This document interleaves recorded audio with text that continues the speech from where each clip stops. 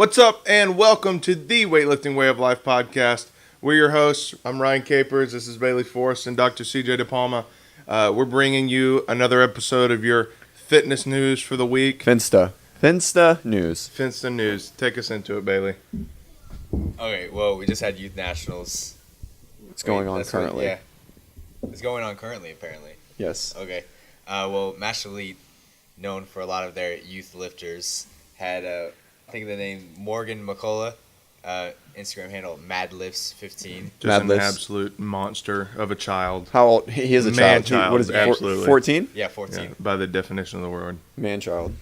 And he snatched 120 Yeah, 121. and clean and jerked 163? Yeah, 163. That's insane. As I can deadlift 163. Yeah, as a 94 14-year-old, that is absolutely unreal. Yeah. It's pretty crazy. The kid squats like 550 or something crazy like yeah, that. I'm pretty sure he does, yeah. Just a monster.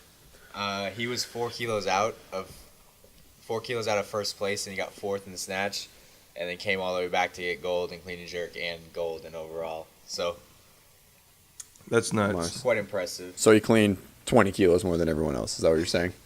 Yeah. Basically. And Travis Mash said he wanted that to happen. He knew it would happen, actually. And you know, that's pretty nuts. We talked about it a little bit before the podcast. It's pretty crazy how in America there's kind of a trend where we have a lot of weightlifters who snatch really close to their clean and jerk, you know, but this is more of the spread that you see like on the world stage where, you know, you're snatching about, you know, only about 70 to 80% of your clean and jerk. Yeah. It's pretty impressive. Definitely impressive, without a doubt. We also had the first 5 times body weight deadlift in the IPF, made by Dalton Lacoe. It was a 271 kilo lift, and he weighed 53 kilos. Jesus. In the 59 class. Oh my Dude, gosh. absolute freak. That's insane. Just made to deadlift. Do you know the math on 271 kilos, Bailey? Oh, come on. I'm going to pull out my calculator. Don't worry. That's a lot. It's like almost 600, right? Yeah, just under 600. 596. That's crazy. 596 weighing, what, 125 pounds? 53? It's less than that. Yeah, it's less than that. 117. Yeah. Oh my gosh. That's nuts. That's so crazy. Wow. That's insane. I mean, and he has such a crazy build too. I mean, this guy has some super long legs and a small torso. I mean, he's got a super wild build for a weightlifter or for a powerlifter. Extremely long arms. And I'm pretty sure he's still a junior too. Yeah. But he's definitely built to deadlift. He's got some great levers for deadlifting. You know who he's built like? He's built like Eddie Cohn. If you've ever seen stuff like Eddie Cohn, he's built a lot like Eddie Cohn. You're right. And Eddie Cohn was the deadlift guy. So. The deadlift guy. I mean, he's the powerlifting guy. But the powerlifting definitely guy. the deadlifting guy. So that's pretty cool. That's pretty cool to see. I definitely want to keep track of that guy in the future. That guy's obviously doing some big stuff. Yeah. I think so. We're going to the next post. What's we got? We got a post by Stephi Cohen about your mindset going on between trying to get your maximum potential in lifting and what you should be thinking about. Do you want to talk about this? CJ? Sure. The title of the post, or the picture, says the real key to improving your performance. Then it says staying injury-free. And we were talking... Not arguable. Huh? Not arguable. Bailey believes not true. We had this discussion before you walked in. Yeah, we did. Basically, Steffi talks about once you change your mindset to how hard I can go to how long I can stay injury-free is when you start maximizing your true potential. Bailey, I know you feel really good right now, so please explain to me why that's a wrong statement. I think when you focus too much on injury, you focus too much on injury, you're going to be looking for it. But it says she's focusing on staying injury-free. But you're still thinking about what's hurting, what's doing, like all this other little stuff. But what if nothing's hurting? That's the point of the post. Well, I think if you're looking, you're thinking about it, you're thinking too much about something hurting, you're gonna find something. Well, here's the difference though. If you're training yourself, right, and then you're like, oh, I'm hurting, I'm not I'm not going to squat today because my hip hurts. Or if you have a coach and you go to your coach and you're like, hey, my hip hurts, and your coach is like, oh, get over it, you're fine. That's the difference, right? I think there's a time and a place, right? I think the younger athlete needs to learn how to grind and push themselves through a little bit of discomfort. Yeah. I think the elite athlete should pay a little bit more attention to that kind of stuff. I also believe that discomfort and injury are two different things. So being sore from training is not the same as pulling your groin. Right. Okay. Two different things. Well, that's why I went to you. Huh? Just saying. The So, movement doctor. well, and we're trying to get you back, but acute injuries just going to take time to heal. That's the biggest key. I believe that she's right on the money with this post. The longer you can stay injury free, that means the longer you can train at a high level without having to regress and back off. Well, that's what I'm agree with saying. that, That's the difference between an elite and a novice. Right. Is the novice most of the time doesn't know how to get there, doesn't know how to push themselves to an injury level. Right. Whereas the elite athlete, because their force output is much higher and their body's built a lot more specialized, they're more likely to get injured. Right. So they need to pay a little bit more attention to when something isn't moving well or feeling well. Sure. Understood. So, talking about recovery, Ryan, what are your 3 go-tos for recovery? Put them on the spot. Oh boy. Food, sleep, and stress reduction. Oh, man. Boom. Perfect. All right. So, Bailey, man, just blasted it out. We'll bring that down in post. Okay. Bailey, what are your 3 go-to recovery tools? Sleep. And? Sleep. Well, I'm going to go with you need some other ones. Since sleep, and floss. Oh. Yeah, Thank you for that. Thank you Forgot for that. about that one. Right. Yeah, CJ was fishing for that one. Oh, man. I was fishing for... What was your breakfast this morning? Oh, I haven't eaten it yet, but it's pizza. Oh, man. Maybe, just maybe. Me and Ryan were talking about this. You think Bailey's at the nutrition stage yet? I think he might be getting there. I don't need food. He's still getting strong. He is, but at what expense? Well, also at the same time, he's taken on a lot more workload at the moment. That's true. You're right. So to me, stress is the first thing we have to look at and bring down in an athlete. I agree. So Bailey, how are you going to do that? Well, we did talk about earlier how I quit my job. I'm back. I had to get that job again. I had to get that one back. So I think that has actually affected me a little bit. Yeah, definitely. Absolutely. But eventually we'll go back down. Or I'll get used to it. Adapt or die. That's kind of the motto. There it is. Or find a solution. You Right. know? Well, that's adapting. Not just get over it. That's adapting. Adapting is a type of solution. Very right? cool. Well, yeah, I definitely think that the goal of creating longevity within your sport is just as important as performance. Yeah. So what did Steffi talk about in her post that she believes is going to help an athlete stay injury free and create performance at this higher level? I think the biggest point of the post was mindset, of understanding like where your approach is to training extremely hard. But she says here are some of her favorite recovery tools. 1, 2, 3, and 4. Sauna is number 1. Following Found My Fitness. Not only great to boost your recovery, strength, and endurance, but there's promising research about its effects on longevity, focus, and brain performance. I'll have to look that up. Compression garments, and adequate sleep, and then active recovery. She didn't mention nutrition, though, which is interesting as someone who stays as lean as she does, and nutrition is a big portion of what she does for sure. Yeah, she was supposed to know that. Which is just, it could have just been honestly slipped her mind.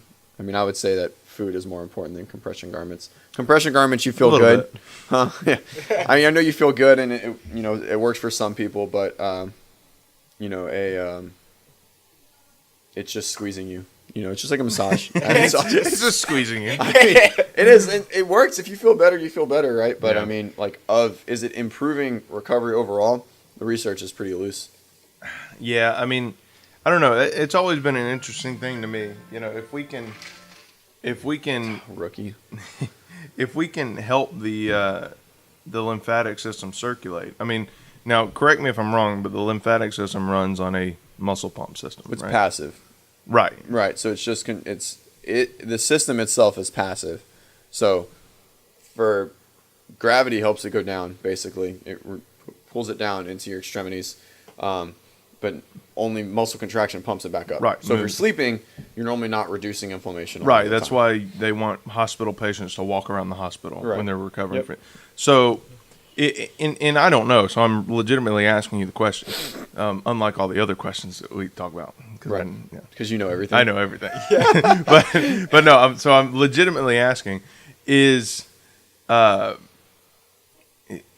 mean, could these, like something like a Normatec boot or these compression whatever, are they is it possible that they're kind of assisting this process of the recirculation of the lymph? I think it depends on what you're comparing it to. If you're comparing it to nothing, yes. Okay. Right. If you're comparing it to walking, probably not as much. Right. So what about somebody Yeah. who, like, you know, like, because I mean I've seen this personally. Somebody that has like a lot of swelling on their knees, right? And then you throw some voodoo floss on it, and they squat, and then the swelling's gone. Is the swelling gone, or is the perception of pain and discomfort minimized due to? Well, I mean, I've seen the knee actually shrink. Like, I don't have any. I can't reference that. I've never seen that. yeah. I So mean, I'm I'm not just talking. disagreeing with you. Yeah. And I mean, so that's where like this thought. But that was process post comes squatting too, so that's post movement, right? Post muscle contraction. from. No. Oh well, yeah. I mean, post like air squatting with the floss. Floss. Yeah. Well, I mean, when you squeeze something, like someone has sitting edema like that, or pitting, we call it pitting edema, like that's severe. But when you squeeze something, it's going to no longer be in that area, Right. right? So as soon as they take it off, then their session begins, right? As soon as they take it off, they continue squatting and they keep it out of there. But I bet if specifically you floss, you squat a little bit, you took it off, and you sat back down, the inflammation will return. Right, fair. But the question is, if this is the case, we'll just Right. assume that actually happened. Are we aiding the recovery process? Yeah, I don't know. It'd be hard to measure. Like, what would be your parameters of measurement? Would be like the biggest thing. Well, so purely my thought is that we're circulating the lymphatic system. Lymphatic system plays an enormous role in the recovery process, Sure. correct? In repair process. So, I mean, if we can remove the lymph that's sitting in the joint or in the affected area, then we're creating room for new lymph to come in. Right.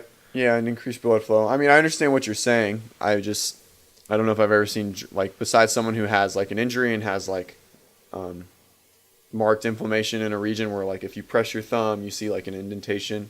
I've never seen it work like that, so I can't comment on it. Fair enough. So, Fair enough. uh, All right. do you have think anything of else? gravity boots? Those. Isn't it the same thing? Oh, when you hang upside down? Yeah, you hang upside mean, down like those, that type Just of an stuff. exercise. Yeah, it's like the inversion table or something. Yeah. I mean, if you What again, if you feel. What about the old guy that always if you- tells you that he does it every day and he grew 2 inches? Yeah, What about that guy? I've never heard seen that a lot guy. of You've that never met stuff that lately, guy? no. I've met multiple of that guy. Oh, Oh yeah. The first time I was when I was in high school, before school I would go up the street and work out at this gym at the road, and this there was this guy that I would see him every morning. And he always told me about his inversion table, his teeter hang-ups. He would get on. what did he call it? Teeter hang-ups. You don't remember Yeah, you that? never The old heard that? commercial. No, I have no idea. Oh what my you're talking gosh. about. I have zero Yeah, clue no, what you're that's talking like about. the like what brought inversion tables into the modern world. I have no idea. Yeah. Yeah, It's like, it was like so. some Yeah, it's just a brand, Oh, okay. right? And they're just it's just an inversion table. Sure. But it had commercials and stuff, and I used Oh. to see them all the time. And so anyway, he would always tell me about that and how he grew 2 inches from it. Wow, that's impressive. Yeah. Guy must have had some serious back issues. I Yeah, guess. interesting. Yeah. But no, I've never heard. I guess my thought on gravity boots. I mean, if you feel good, cool. I mean, that's like, it runs on the same lines of traction, right, that you use in PT clinics. I mean, it's used as a staple. You can bill for it, but the research is just not there. So since we're completely derailing now, That's my bad. With this, with the traction idea, what do you think we're really getting done there, in your opinion? What is this? What are we talking about? Traction, which is what gravity boots do. It like potentially pulls apart your spine. Oh, okay. Right. So the only issue there, I think, is the amount of force to create traction. Like, it's a lot, especially like in your low back. It's like hundreds and hundreds of pounds to like actually create any type of movement. So I should hold a barbell while hanging from the gravity boots. Yeah, a 300-pound barbell. Yeah. Sounds like a plan. Right. If I walk in here and you're hanging upside down with a 300-pound barbell, I'm gonna yell at Ryan. Yeah, definitely yelling at Ryan. Not me. For sure. I don't No. condone these activities. I don't know. I mean, because people claim they feel really good after it, but it's again, I think it just kind of rolls into the perception of just input in general. Any type of input compared to nothing, you're gonna feel better. Yeah. And but again, like at what expense is always my question. Right. So. Yeah, that makes sense. That makes sense what you're saying. But my I guess kind of to circle back, my question is: are we making any? Is there any real physical change going down? Do you think there is? I mean, there could be maybe some like relaxation, maybe some like parasympathetic response to like a region, but I think it's probably more nervous system alterations than actual physical change. Yeah. Do you think there's any risk with something like that? Besides falling off and like hitting your head? No, not really. That's honestly probably one of my fears. Yeah, I mean, of a gravity boot. I mean, I would never put anyone in gravity boot. I'd put them on an inversion table. I mean, like, because it's a progression. Like, right, yeah. Like, if someone's never been upside down and you just hang them at 180, that's tough.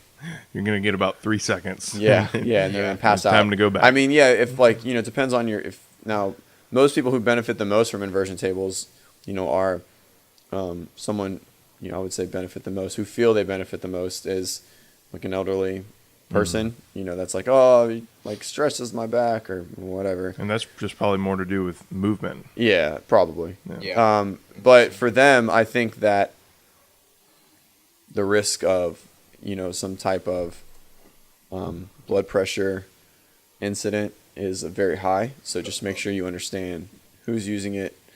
And I would suggest that you not suggest anyone ever just go use one. Right. Yeah. It's not my first recommendation. Okay, good. You can tell because we don't have it. Right. We had one over there for a while. It was another athlete's. I got it all the time. I actually do have one. Yeah. It's in the shed out there. Oh, is it really? Yeah. It was here when we moved into the building. It was just in the building? Yep. Nice. And this wasn't even... Nice. I don't know. All right. Anything That's else funny. on the news? No, that's all I we think we got. did. Thanks for joining us for Finsta, or Fitness News for the day. And episode 15 is coming at you now. See ya. So, yeah.